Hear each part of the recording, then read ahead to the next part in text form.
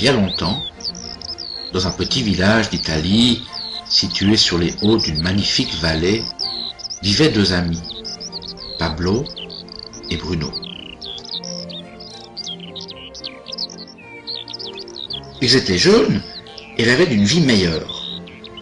Souvent, ils discutaient pour savoir lequel d'entre eux aurait le plus de succès et de réussite dans leur petit village d'Italie.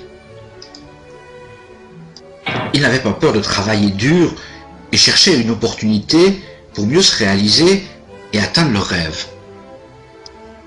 Un jour, cette opportunité leur tendit les bras. Le maire du village cherchait deux personnes pour transporter des seaux d'eau du haut de la montagne voisine, d'où il fallait redescendre dans la vallée, puis acheminer ces mêmes seaux dans le réservoir situé au cœur du village.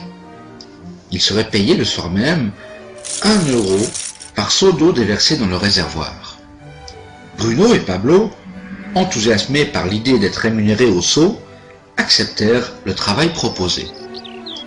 Chaque jour, du matin jusqu'au soir, un seau d'eau dans chaque main, ils assuraient le transfert du haut de la montagne voisine, passant par la vallée, pour remonter jusqu'au réservoir et déverser le contenu. Ils travaillaient très dur, chaque jour qu'il leur était donné. Le soir, ils faisaient le dernier trajet au coucher du soleil. Bruno se satisfaisait de son travail et surtout de l'argent qu'il gagnait. Il était sûr qu'avec cette activité, il pourrait réaliser son rêve. Bruno a même pensé qu'il pourrait transporter de plus gros seaux. De cette façon, ses revenus seraient supérieurs et que très rapidement, il achèterait une vache et surtout la maison de ses rêves.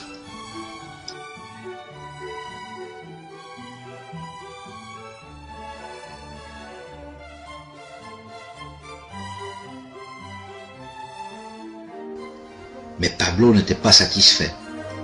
À la fin de chaque jour, exténué par le dur labeur de son travail, il pensait à une méthode plus simple qui lui permettrait de gagner sa vie. Un jour, lui vint une idée.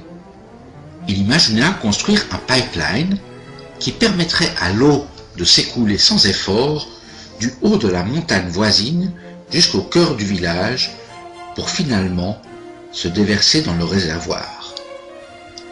Avec ce pipeline, il y aurait toujours de l'eau qui s'écoulerait sans même avoir à transporter de seaux. Il trouva une nouvelle motivation et se mit à réaliser les plans. Pablo, bien sûr, partagea son idée avec son ami Bruno et lui demanda de se joindre à lui pour démarrer la construction du pipeline. Mais Bruno lui fit savoir que son idée était folle. Il lui dit que son travail actuel était sûr, payé quotidiennement, et qu'il suffit d'avoir de plus gros seaux pour gagner plus rapidement de l'argent. En plus, déjà, maintenant, il peut utiliser ses revenus. Bien sûr, Bruno s'exécuta. Il parcourait le trajet avec de plus gros seaux et toujours plus rapidement. Il était sûr qu'avec sa méthode, il gagnerait plus d'argent et surtout plus rapidement. Pablo décida de construire seul son pipeline. Il savait que la construction serait difficile et qu'il faudra du temps pour achever son ouvrage. Tout ce travail prendra des années, mais il restait focalisé sur son objectif. Chaque jour, il y travaillait et continua également à transporter des seaux d'eau. Et chaque week-end, pendant son temps libre, il continua la construction de son pipeline. Le premier mois, on voyait à peine son avancée.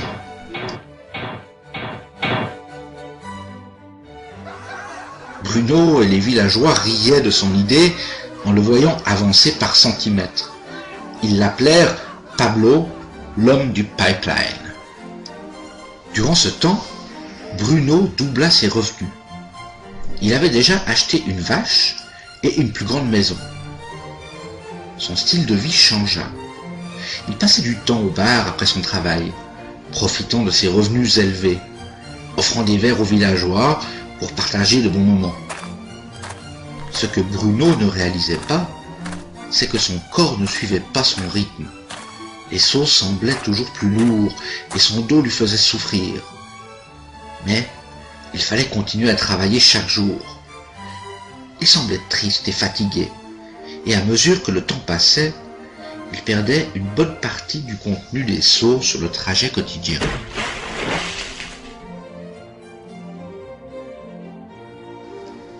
Mois après mois, Pablo travaillait à son pipeline. On voyait l'avancement, et au bout de 2 ans d'efforts, Pablo termina son pipeline. Il peut maintenant l'utiliser pour laisser l'eau s'écouler du haut de la montagne voisine jusqu'à dans le réservoir au cœur du village. Pablo gagnait maintenant plus d'argent qu'il ne pouvait s'imaginer dans ses propres rêves. L'eau continuait de couler sans arrêt jusqu'au village sans même que Pablo n'ait à travailler. Il profitait de se reposer, d'aller au bar et de se prélasser à l'ombre de magnifiques arbres. Pablo était heureux et le secret de sa réussite se trouvait dans la persévérance et le dur travail de construction. Maintenant, ses revenus augmentaient au même rythme que l'eau coulait à l'extrémité de son pipeline. L'histoire de Pablo et Bruno est un reflet de notre vie quotidienne.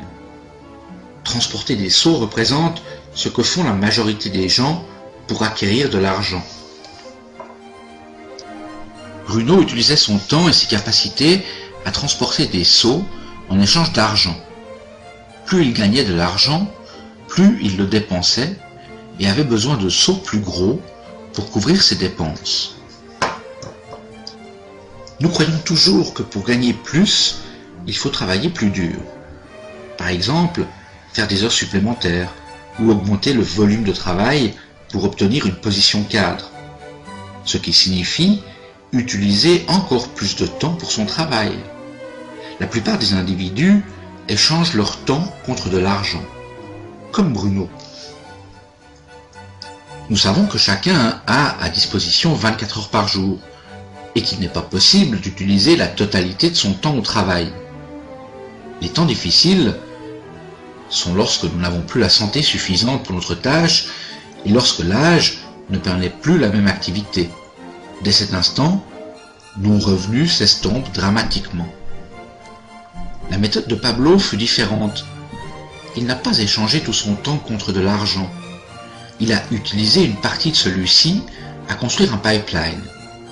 Il savait que ce pipeline lui procurerait des revenus aussi longtemps que l'eau coulera. Il savait qu'en effectuant une tâche unique, chaque jour un petit peu, ceci lui procurait des revenus pour la vie, qu'il soit âgé ou même malade. Il savait également que pour réaliser ses ambitions, il devait travailler dur un certain temps et persévérer jusqu'au bon fonctionnement. Pablo savait qu'il ne faut pas toujours travailler que pour de l'argent et un revenu immédiat, et que pour un effort identique, vous pouvez transporter des seaux ou construire un pipeline. Cette petite animation est tirée du roman de Burke Hedges, La parabole du pipeline. Comment quiconque peut construire son pipeline de revenus résiduels dans la nouvelle économie. Et vous maintenant? Quelle solution allez-vous choisir? Celle de Pablo ou celle de Bruno?